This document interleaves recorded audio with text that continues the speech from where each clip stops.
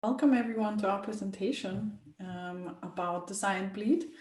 My name is Sabine Harrer and I'm a senior lecturer at Uppsala University in Sweden. And I'm Ida Toft. I am a PhD candidate at Concordia University on unceded land in QGCon, also known as Montreal. Great, and in this talk, we'll talk about Design Bleed, which is a term we developed in response to our shared game development activities in the context of 2 games. So this talk is going to be 20 minutes long, and it will start with a quick introduction to the 2 games. We will take turns in the following sections, and then we will, after the examples, we will introduce some concepts, most importantly, standpoint theory and bleed in a lab context, and we will close with some takeaways, which will hopefully inspire your own thinking and further development of our concept. Yeah, so an extended version of this of these ideas can be found in a paper that we recently co-authored, and the link will be in the description along with other information.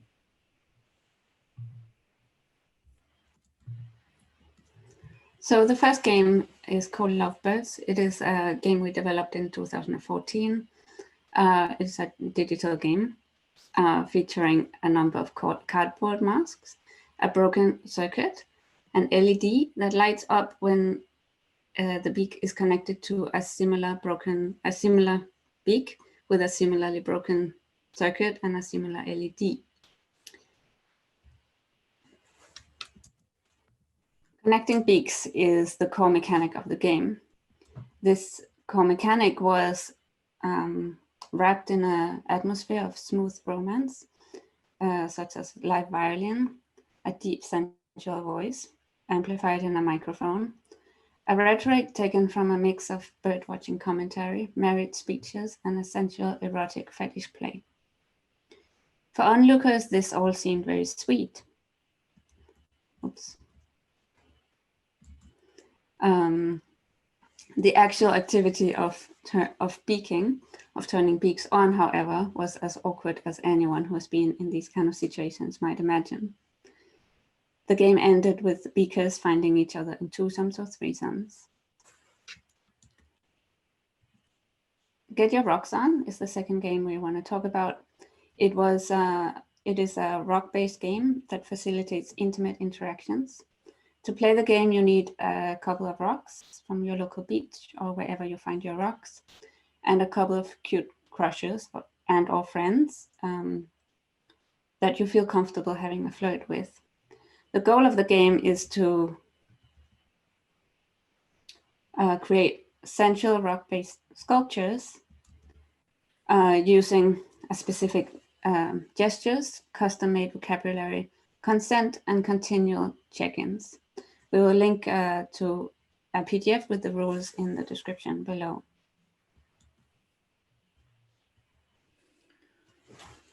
Yeah, so our point of departure with these games was game development context, so game jams in the Nordic region, which we visited between 2014 and 16. And as developers at these events, we have a contested relationship with these sites.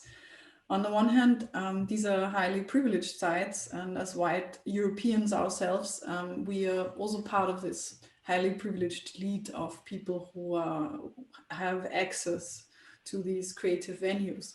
On the other hand, when considering the specific context of game creation, we participated in the role of minority jammers with queer identities and feminine socialization. So we came with needs and ideas that were at odds with what was commonly known as proper game development in these spaces. We also worked with team members who did not share our experiences and who, to our knowledge, for instance, didn't have queer identities.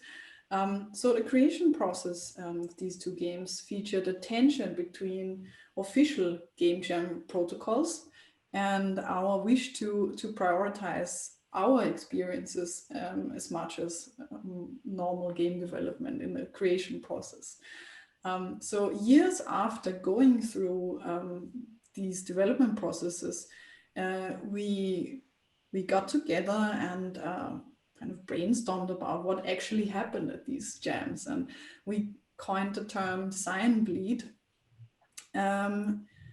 which we consider as a useful term, as referring to a methodology and a philosophy that helped us unpack the ambition that all team members, mental states, desires, and mutual relationships are resources rather than obstacles in the design process.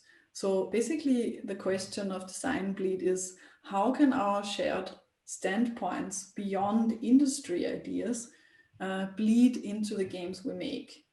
And to some extent, this is also a response to what Janine Fron and colleagues have called the hegemony of play, which is a complex layering of technological, commercial, and cultural power structures that create an entrenched status quo, which ignores certain needs and desires. And so the project of developing a language to speak about our own game processes, design bleed, is a means of documenting what we did, but also an attempt to contest and overcome hegemonic ideas of game development, and to start prioritizing where we are, as well as acknowledging where other marginalized creators might find themselves while making games.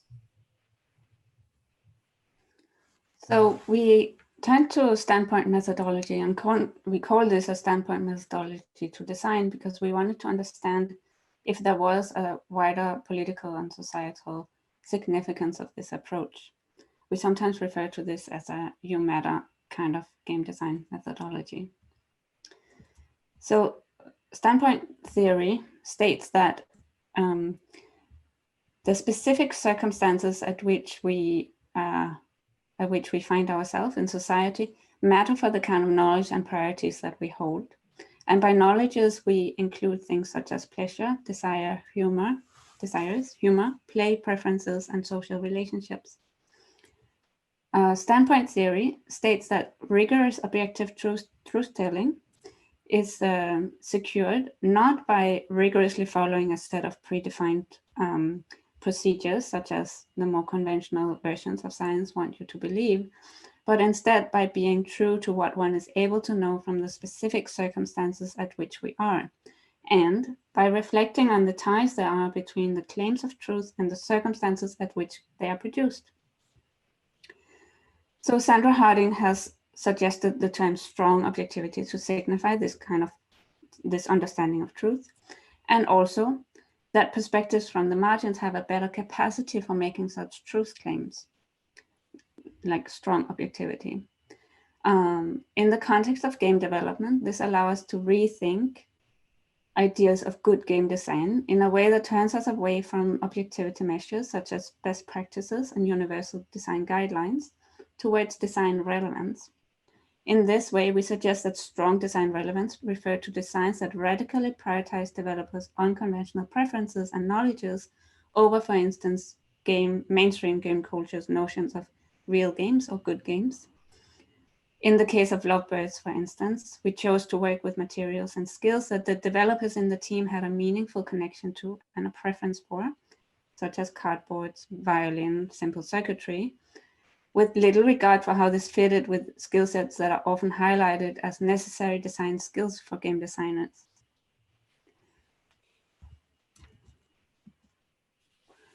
Patricia Hill Collins is a key thinker in Black feminist thought and has developed the standpoint theory in the context of Black women's lives in the US. She talks about self-articulation of standpoints. We appreciate this notion compared to the more one-dimensional and white essentializing branches of standpoint theory from the 80s. Collins states that self-articulation of standpoints are essential for informed political action. And by that she means for coalition work and collaboration across differences and across social groups, for survival and for resistance. Survival and resistance in the context of Black women's lives deserves its own and separate attention and is not the same as queer survival and queer resistance. But we do believe that the effects and the need for self-articulation is something that resonates in the queer community as well.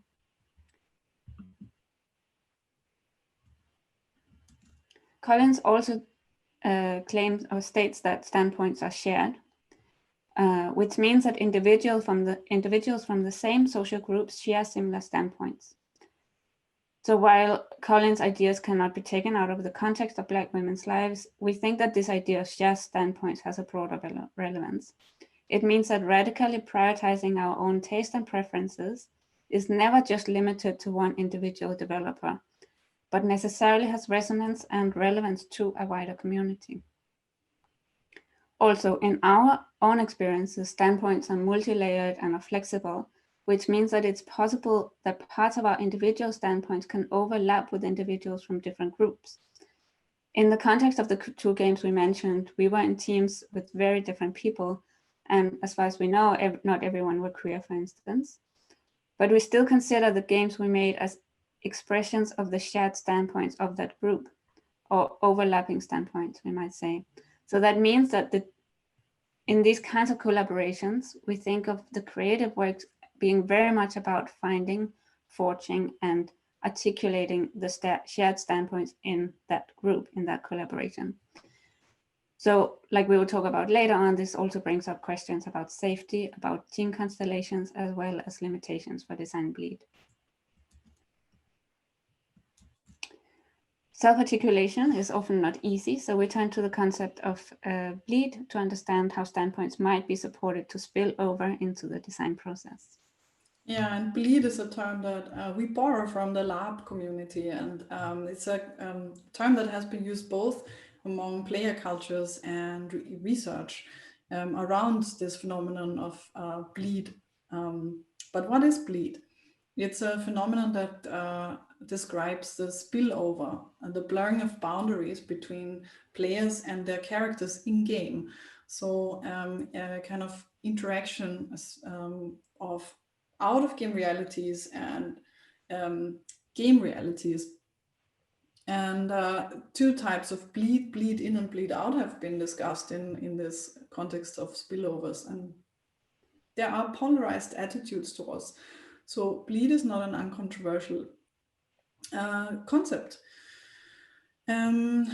Especially as Lizzie Stark in a US context points out that in the US, bleed is often talked about as something negative, as something to be avoided. So boundaries between players and their lives are kind of sacrosanct. There should be ideally clear and solid, and kind of like the magic circle is supposed to be intact. Spillovers can cause harms. Whereas in lab communities, especially the Nordic lab communities, playing for bleed is something that has emerged as a popular phenomenon. And players actively seek this experience during some gameplay sessions. Some really work hard to achieve that. As also US-based artist and researcher Janaya Kemper has pointed out, bleed can be emancipatory for her.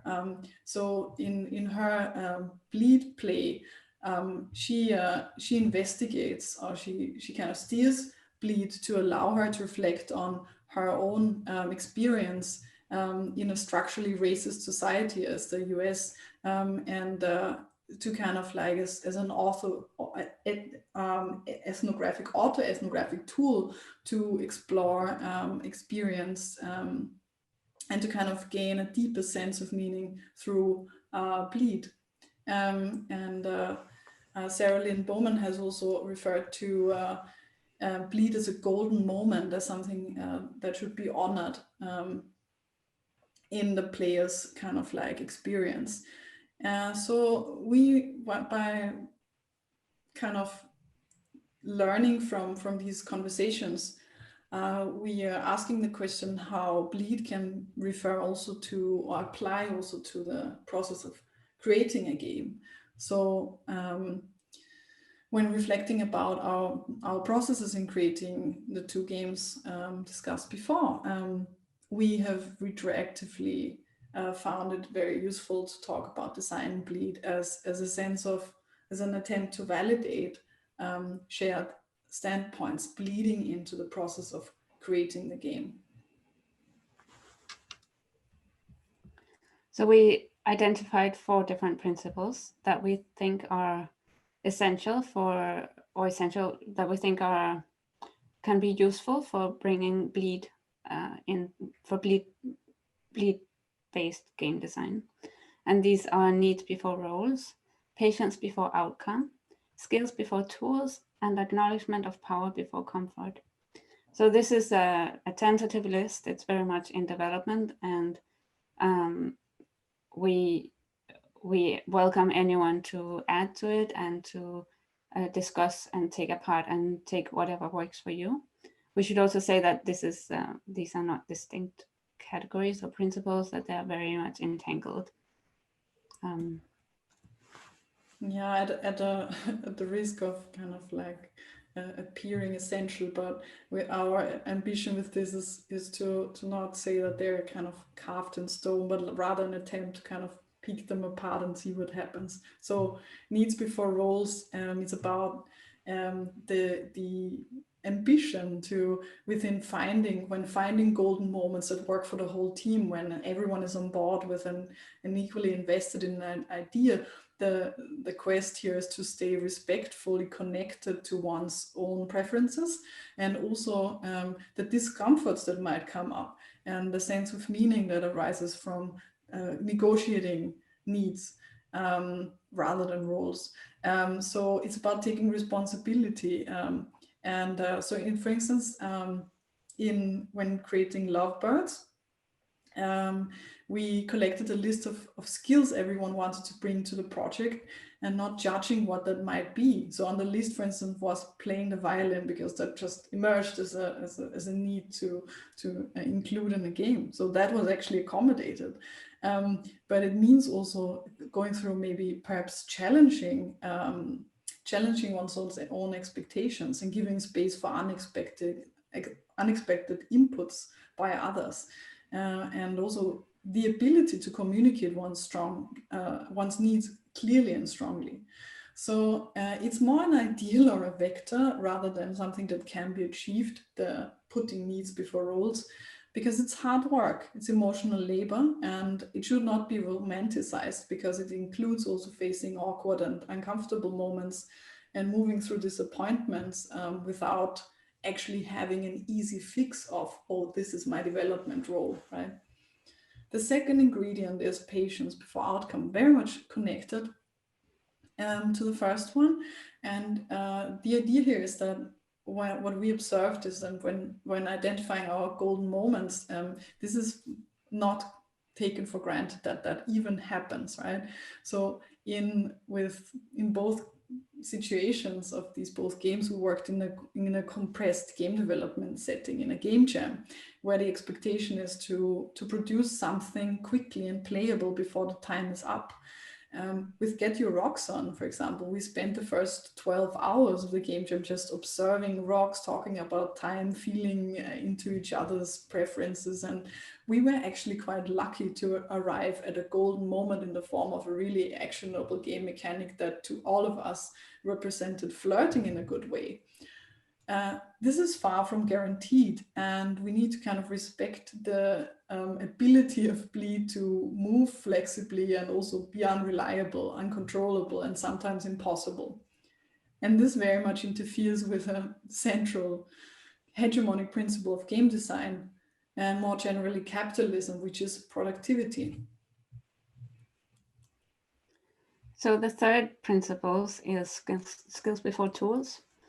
And by that we refer to maybe a common theme in the games we presented, which is that these are using materials, and materials that are not commonly used in game development. And So this is not a prerequisite, we think, but it does bring attention to choice of skills, because choice of tools, choice of materials, choice of platform, and development environment reflects the skills that the team chooses to prioritize. So we suggest really including reflections on on materials and tools and skills, and how these might support the confidence and the sense of expertise for different members in the team. And that also means examining who becomes experts and who becomes observers, learners and helpers, and to what extent these roles are supporting a sense or the possibility for bleeding, exploring articulation of standpoints. About this. Acknowledgement of power before comfort refers to a limitation for bleed.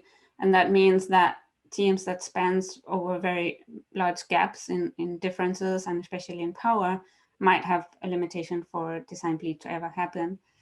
And also we learned from the literature and the lab community that feeling safe is essential for bleed to happen. So that points to that we believe that not being able to talk about social power and how it functions is a deal breaker for feeling safe. A couple of other tips that we learned from the lab community about safety are that safety needs continuous assessment, that safety isn't something that's established in the beginning or any one time, but it's something that needs continuous assessment. And also having agreed upon ways of stepping out, taking breaks, and checking in with each other, as well as having conversations about the emotional capacities and different capacities for different levels of discomfort for different people in the team. So, like we said, this is very much a list of principles or ingredients that is still in development, and we appreciate anyone who want to engage and who want to add and take a part and discuss. And we look forward to talking to you in the Discord channel. See you there. Bye.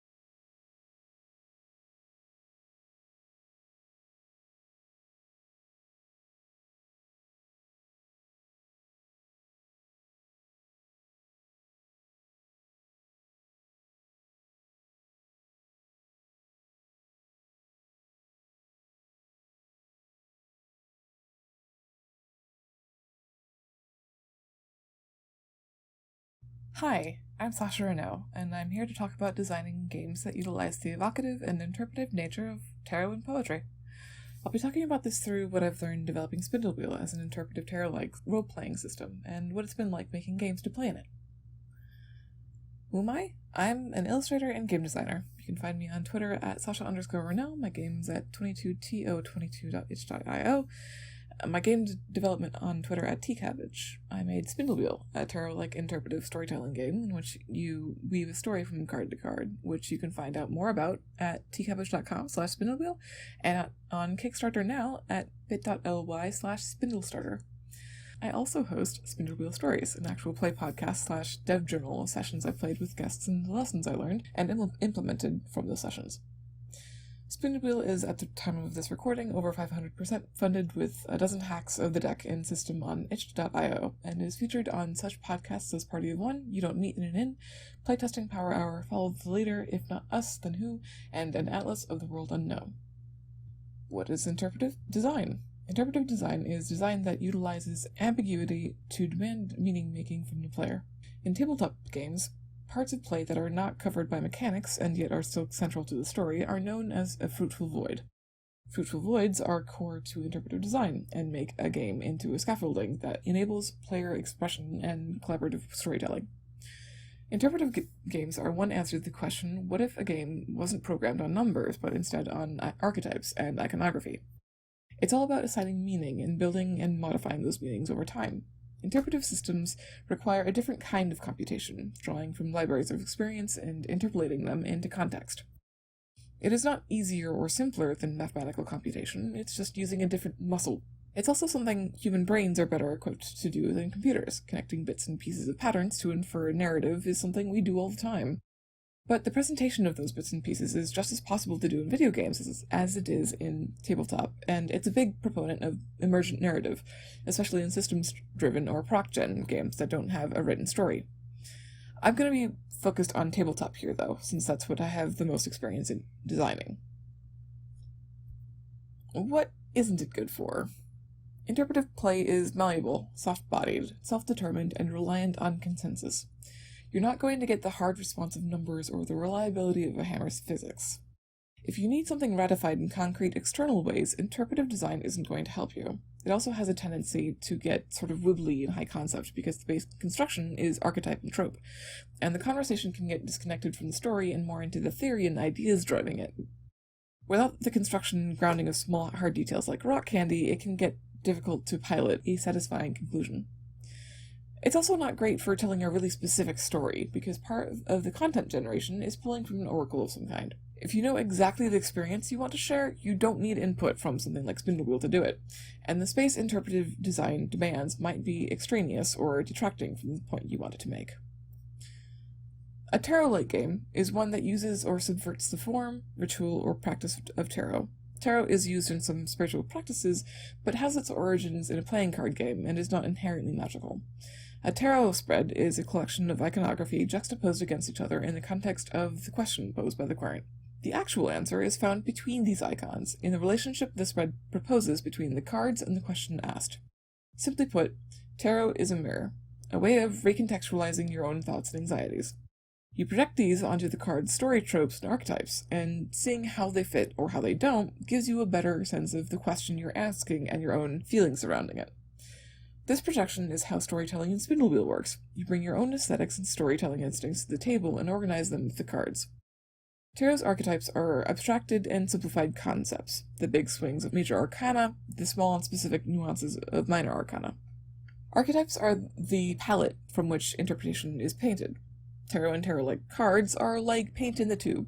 The more you work with them and mix and match them, the more nuance you can get out of them, especially as they develop meaning in relationships with each other and with you.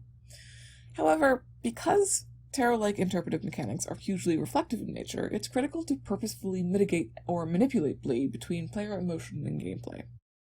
Bleed is when emotions, experiences, and relationships bleed into the fictional space of a game, and vice versa. If you're not conscious of it and minding it, it can catch you off guard and quickly take your emotional state. Being able to discard and redraw cards or entire spreads is a necessary safety mechanism for Spindle Wheel, especially since the tone of the deck means you're likely to pull unexpectedly dark cards. If you wield bleed with intention, though, it can be incredibly cathartic. Again, the ability to curate the experience of how and where you want to lean into those feelings is paramount. If you wanted, you could describe tarot itself as a full bleed game, in which there is no fictional distance between you and the story. When playing a tarot-like game that does have a layer of fictional distance, the game is asking you to draw on those experiences obliquely, which can make contending with those feelings less intense than it would be addressing them head-on. Ways of managing bleed include curatorial safety tools, which can happen before the game by going through the deck and removing cards you're not interested in, and discussing what sort of content you absolutely do not want to see by listing them as lines and listing what can be referred to off-screen or in abstract as veils. Or it can happen during the game. Tapping the X card allows you to veto anything as it comes up, as does discarding or redrawing cards. Choosing to describe things in first versus third person, Brutus stabs Caesar versus I stab you, helps reinforce literal, fictional distance in narration. Managing several characters instead of just one means your emotional state or projection is never tied to the fate of any one character. Having shared responsibility means the more other people contribute, the more collective the authorship, the less direct and bespoke the tie is to you personally. Check-ins and breaks mean touching base with how everyone is feeling about the game thus far, and decompression or de-rolling after play gives players room to come down from the emotional intensity of the session. Safety in tabletop design is an ongoing conversation, and different tools will be better suited for different tables and different games. Kiana Shaw's Safety Toolkit and Natalie the Knife's Support Tools compilation are a great place to start if you want to know more. If you make bleed and its purpose in your game explicit and design around contending with that, you can do a lot with it. Two such spindle wheel games are V-Sigil and Rap Tap Tap. Rap Tap Tap is a horror game that takes place in the room you're in about the people you're with, which takes telling spooky stories around a campfire to its logical extreme. V-Sigil is another full-bleed horror game that deals directly with depression and isolation, asking the player to reflect on their day and contest their experiences against an anxiety personified. Rap Tap Tap utilizes time out and time back in to distinguish between fiction and real life, and V-Sigil ends by either physically leaving that anxiety behind or breaking the isolation by bringing it to another person. However, full bleed games don't have to be heavy or scary. Jamila R. Najati's Tea with Demons evokes and examines emotions from a position of compassion, and Josie Robo's Affection game shares and presents feelings from a position of vulnerability. These are gentle frameworks for things that would otherwise be daunting to express. So, how do you design it? Interpretive design pairs really well with modular design, especially for procedural generation, both in the sense of proc-gen as randomized variables, and procedural in the sense of generating through a sequence of rituals or procedures. Static but broad parameters that are filled with a random but reliable set of variables lead to situations the player is prepared for, but whose details are still surprising, like how roguelike dungeons have random layouts and enemy encounters, but the behavior of the enemies is usually the same. I would categorize these two things as context, the structure of relations, and content, the stuff in it. For Spindle Wheel and its tarot-like cousins, the context is the question, and the content is the answer. To talk about context for a second, people are really good at constructing narratives out of patterns. Intuition is one of the muscles involved there. A tarot spread isn't an arrangement of cards, it's a structured question. The answer is in the spread's juxtaposition of elements. For example, in this 2-card spread, the core is complicated by the crossing. It adds more details and rounds out the concept. Archetypes are somewhat isolated in the cards for the express purpose of mixing and matching. There is usually some connective thematic tissue if both cards are from the same deck, but often a starker difference creates a more interesting and clearer image to play with. There's lots of flexibility in spread design, how cards slot together or rank in physical hierarchy, the order the spread asks you to read the cards in, the slow-paced discovery of flipping each card one at a time versus looking at all the cards at once, or the feeling of drawing a card from a deck. There's lots there. The way a card placement is labeled matters too. The more general label of Spindle Wheel Classics Bane as what works against the core leaves more space for players to bring the genre and tone of their choice to the character it describes. Whereas in the dueling game Meet Me in the Field of Honor at Dawn, it's labeled as your closely guarded weakness is much more direct about the purpose and tone that card sets. A card that starts as defining your character in the spread is in turn defined by how you play it during the game. A bane that becomes a tool, a desire that becomes a shield, a core that becomes a justification. Recontextualization is most effective when the number of cards in circulation is small, guaranteeing the resurgence and repetition of archetypes, story beats, imagery, etc. over the course of the story. I also want to talk about interpretive design in the relationship between player and rule set, in the literal sense of how the player interprets the rules as written. In tabletop games, taking on the role of Game Master or GM immediately puts you into the seat of a designer. Even the simple act of running a module requires modifying and curating the text for the players at the table. Making custom scenarios and encounters is only a hop, skip, and a jump away from homebrew lore and mechanics that are customized or created whole cloth for a specific table of players, which itself is a slippery slope into systems design, and so on and so forth. Many tabletop games are designed with that slope in mind, or at least the initial layer of customization. Modular game design is structured to be hacked. Literally, the assemblage itself is design work. There's a lot of potential in rules writing to invite players to modify, hack, and manipulate rules. What the rules don't say can create intentional gaps, loopholes, or limitations, fruitful voids. Clear designation of fruitful voids is critical. Where the player should be customizing the game, like deciding what the curse word means, which rules can be bent or shaped at the table, like what order you interpret the cards or how often you play them, and which rules are load-bearing and shouldn't be messed with at risk of breaking the game, like attaching meaning to cards when they enter play, or respecting the agency of your fellow players. Games designed towards interpretation often don't have fail states. Takuma Okada's Alone Among the Stars is a solo journaling game that feels a lot like a walking simulator exploring strange planets. You roll a die to see how much effort it takes you to discover something, and draw cards that prompt what that discovery is. Failure is not present in the system, but it may be a satisfying narrative conclusion to pull from that combination of prompts. In that case, failure is a choice the player is making with the tools of the game, rather than an effect the game is enforcing on the player. Interpretive fail states can reveal new context and information about the player or the world. Archetypal systems remove the clear-cut and limited answers of numbers to the question of pass-fail, and instead demand that a breadth of texture and complication are placed into context to answer that question. Spindle wheel cards are rarely concerned with whether something happens, and much more interested in how it happens. The more information you have about a given failure, the less binary it becomes, the more actionable those details become to the rest of the story. This is a part of the failing forward principle in many tabletop games. Not just, you try to pick the lock and the lock breaks, where you've lost access to the problem and the opportunity to solve it, but the snap of the lock breaking draws the attention of a guard, where the problem has evolved and you have new opportunity to act. Now that we've talked a bit about context, let's look at content, specifically the cards themselves. The line between a clever bit of poetry and an actionable prompt depends on what the prompt is for. If it's for establishing tone or mood, something more abstract or floral may be the way to go. If it's for something that needs to get into hard material details or a course of action, that requires different writing. Spindle wheel cards are called on to answer a wide variety of prompts, and so need to be evocative in a bunch of different ways. An evocative spindle wheel card has description at more than one level of focus, a variety of perspectives, and at least one clear vector of action. The concepts on the cards have a scope of focus, ranging from broad, like grandmother's rings, a new partnership, a steady alliance, generic, like oracles, soothsayer, bell ringer, wild-eyed prophet, and detailed, like guillotines, a breath held, an axe suspended, a frayed rope pulled taut. Sort of a wide, medium, close framing.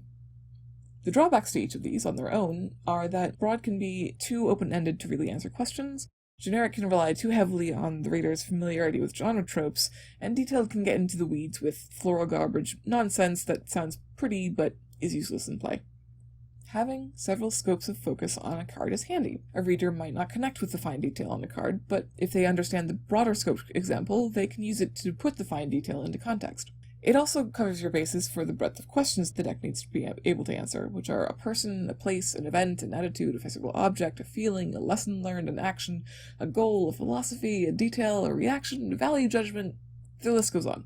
That's a lot of flexibility to ask from 26 words maximum. Luckily, context and prior gameplay help with that heavy lifting, but you can see how handy a short bit of poetry is. A few good words can go a long way. Another factor is a variety of perspectives. This can be an axis for the card as a whole, inside versus outside, long ago versus right now, wielded for versus against, etc., but also works for breaking down a specific side. The seas, not a drop to drink, an unfathomable distance, an abyss that light has never touched. The more varied the examples a card has of how to interpret a concept, the better it teaches the reader different ways of using it, and the more often and to better effect it'll be interpreted and used. A vector is direction and magnitude. A good card has a clear vector. It's the answer to the questions, what can I do, and how can I do it? A vector can be formed along a collection of focus and perspective points, such as the siren's a warning unheeded, jagged stones mistaken for safe harbor. Too much of one perspective or focus, and the card becomes stagnant and repetitive. You can iterate on a card's idea so long as each turn catches the light in a different way, such as Echo's tongue tripped with stutters, chest full of birds, head full of fog. There's also what can be said in text versus what is better evoked through imagery. Texture, intricacy, construction, wear and tear, all of these things communicate better and more immediately through illustration than by written description. I can evoke horns, bows, or claws with the art of the hunter much more concisely than I could in text, and without limiting the interpretation to any one of these things, whereas the monster in the water would be limited if the art gave that monster a face. When designing a deck, consider its interconnectedness, in the way that the deck relates to itself, shared trends or iconography, through lines, counterbalances, that sort of thing. This dictates the sort of stories the deck will be biased towards telling. If your deck has a lot of death imagery in it, then those are the answers the deck will offer in play. One thing to keep in mind here is that not every card will be appropriate for every context. For instance, if you were making a game about romance and intimacy, consider thoughtfully the ways that the content of your deck will represent agency, consent, and violence in that context. These two halves, content and context, make up the foundations of Spindle Wheel's design. It's about good questions and good answers. A good question is one you want an answer to, isn't just looking for yes or no, begs further questions, positions the player in relation to the world or to the asker, and implies parameters. A good answer does not solve everything perfectly.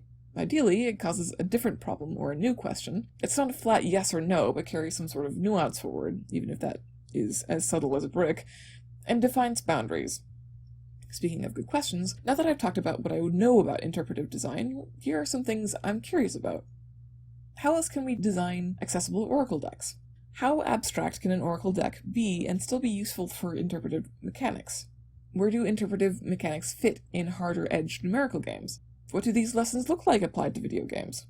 What kind of games can we make that generate oracle cards themselves? How can we design games that teach themselves and invite players to change their rules in the same breath? Where does this overlap with games as poetry, or poetry as games that are designed to be read but not played, or actively resist being played? How automated can we make storytelling? At what point does an interpretive game become a machine game? A player become an operator? A tabletop system become a hand-operated computer? I look forward to exploring these questions, talking about them with you, and finding out together what else interpretive game design has to offer. Thank you very much for your time.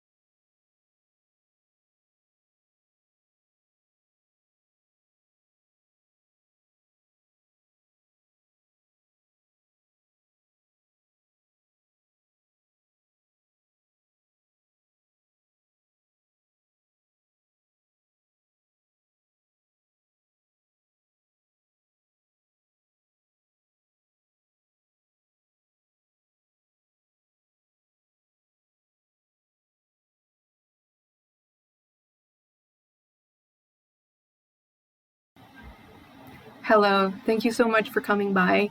My name is Alina. I'm super excited to be here today, and I'm really honored to be a part of a conversation with Sabina and Ida, who are a huge part of me coming into the industry years ago, and also for Sasha's work that was a big inspiration for me a couple of years ago when I had the privilege to come to QGCon. I'm very lucky to be here. So my name is Alina Constantin. I'm a visual artist, storyteller, and game designer. I focus on playful works in hybrid forms and fields that bring people together to question and play with intimate parts of our heritage, and particularly the heritage of mixed identities, which is the shortest form to describe mine. I'm also currently a second-year MFA at NYU's Game Center on a scholarship that was hugely influenced by the process of making Shrug Island and by coming to QGCon 2 years ago to show it. I'm here to share a story with you of what can happen when a game takes over your life. And I'm here to honor the people and many other living things that involved making it and allowing me to do the things that I do, which are to take games super seriously. I'm also here because I want to question some assumptions as to what we talk about when we talk about being independent and what success can mean. So what is Shrug Island? On the surface, Shrug Island is a hand-drawn meta-poem of a video game, a musical puzzle adventure that myself and my dev partner and business partner and friend, Michael Rose, who is also a Kickstarter backer, released in 2018. It took about 5 years to make for 3 people-ish. In it, you play 2 little shapeshifters called shrugs. They're part plant, part instrument, and part forgetful spirit.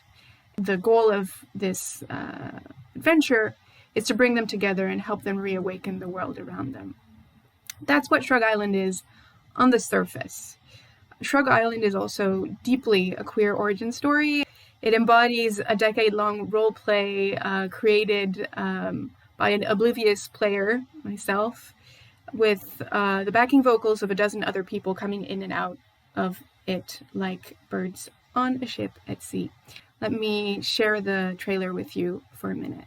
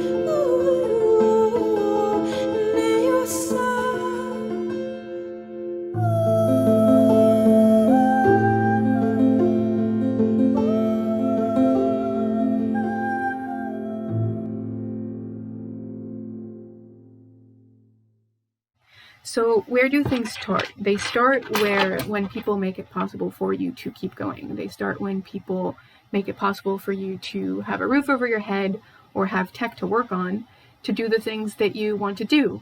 When you are a very non-technological person who spent years making a house out of clay or drawing a couple thousand pieces of paper to bring a story to life. Well, it turned out that in Northern Europe, if you're an artist resident in 2012, monetary considerations are also changing, and it seems ideal to try and push people towards interactive media. I wasn't surrounded by, let's see, artistic game scholars or experienced indie developers. I was surrounded by either animation people or people who were getting into casual games. I was across the hall from some people who designed Subway Surfers. So I was given the opportunity to work with junior programmers, with students, and I had no idea how to speak their language. So I spent a bunch of months trying to make a platformer out of this world. That was interesting. Then I went to a Nordic Game Jam where I met Sabine and Ida and Niklas Nygren, who was running around looking for people to play music in a sauna. That sounded great. In the ensuing months, Niklas Nygren helped me build a first prototype of a musical mechanic. Kickstarter happened. That was wild. For some reason, I was trying to pass as something that I cared about, didn't understand. It worked. Now I had $25,000 and no team. I clearly wanted to find somebody with experience releasing this kind of game to work with. I got in touch with some people who had done that. I moved across the country. I left whatever small community I'd managed to gather there. And I was a couple of weeks away from signing a contract to hand over the budget and the design and work with a team when they let me know that there were too many unknowns in the project and they had other things that they needed to finish. Completely understandable. I, at the point, was living on the couch of one of my backers because I wasn't comfortable going anywhere else. Questionable. This backer was a very wonderful person who, for some reason, thought it would be interesting to create a company. And great. What wasn't working? It was designed backwards. The characters were designed to walk on two very different lines. They were designed in two different prototypes. I wanted to share a story of two ways to have your body be your interface with the world around you. So what could I do but reuse what I had, since I barely had enough to start a company and hire somebody across the continent that I hadn't met. So we found ways to merge that. And the entirety of the game was about merging that. Milos and I had a really ridiculous jinx. We got along really well in the first Skype meetings. Webcam wasn't working. I was on borrowed technology, didn't have a Unity license for most of the development. And so I thought, well, we'll see each other in a few months. Let's not turn the webcam on. This happened for 2 years. We had all of our conversations and building in Skype. I would draw out the scenes, hand-drawn percentages of the size of the elements, and Milos would set them up. F's in chat for Milos. Hi, my name is Milos Jovanovic. I'm Shrug Island programmer and I helped Alina and Michael in their struggle to bring the game to life. I worked alone in small teams before, but working on Shrug Island changed my view on what it means to have a close collaboration on a distance, and how this relation helps in better understanding between team members. Indie development is a lonely effort, and having support from your team members is very important, and this is achieved through building closer relations. One simple example, having that discussion about the puzzle that testers could not solve is much easier and more fruitful if you also have a friendly and off-topic conversation from time to time. What I want to transmit here is that distance can be a real problem, and in my opinion, one way to solve this issue is by communication. Listening each other is a skill that I appreciated working both with Alina and Michael. Apart from mutual trust and understanding, you have to find the right tools that will suit your needs for defining tasks and following each other's workflows. We used Trello, Dropbox and Skype since we found that it was all we really need to communicate, and I can say that those tools made our work possible. During the time I worked on Shrug Island, we became more than colleagues, and I consider them both my friends and comrades in arms. We managed to win many battles and bring original game vision to life. And in that process, Shrug Island became a part of my dreams. I became not just a programmer, but a gardener, and I learned how to resonate its sounds, and I feel like I dive deep into the sea that surrounds it.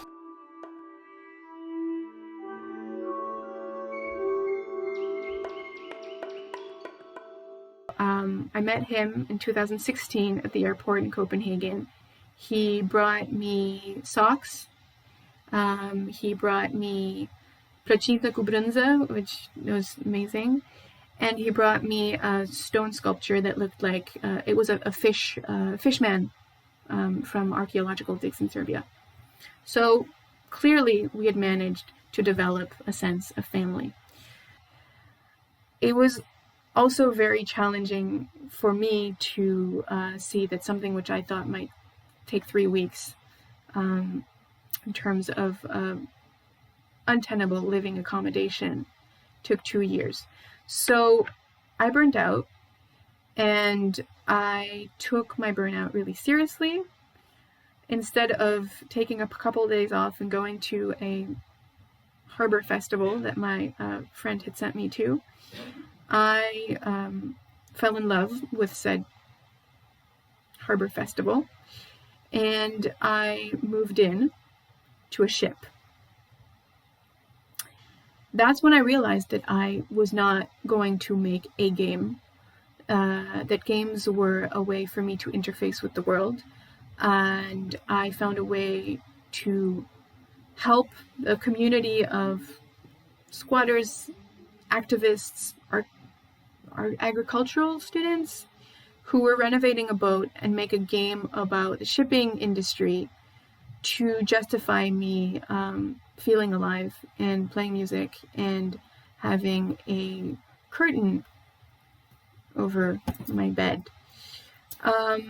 So there was that, and that was fantastic, and that was crazy, and that was amazing. Let's go back to the game. We're talking about two characters being intimately connected with the world around them and each other, and players didn't connect them. Players didn't connect them because the characters weren't visually connected. So took some time and found some of my dance videos that I had made and animated characters reaching out for each other. It took maybe 2 weeks to animate, 2 weeks away from all kinds of crazy screen PR that I was doing to try and get publishers, to try and get more people involved. And those 2 weeks changed the entire feel. Shrug Island exists because of a lot of other people, and I'd like to share a little bit of that. There is obviously Michael, and I cannot describe the things that he made possible. I cannot describe the beauty of finding that he wanted to learn something with me, of meeting some of his friends who were musicians who could spend a day or two in 2 years improvising, and Michael would spend weeks turning their words into instruments in the game. I cannot describe the feeling of going to conferences when you've been spending months and months alone and having people that you don't know look at you and tell you the stories of the children that they had that died because you shared this little game with them. I cannot describe how it feels like when a friend comes to you and tells you that they have never come out in 3 decades and that they're going to start transitioning and they're going to tell somebody now, and it's going to be you because you made a game about different bodies and you went to queer conferences. I don't know what,